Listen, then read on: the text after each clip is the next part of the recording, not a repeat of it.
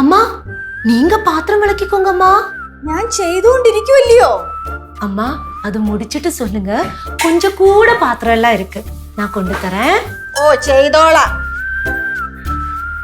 கௌரி, நீ என்னம்மா பாத்துட்டு இருக்க? இதெல்லாம் கட் பண்ணி கொடு.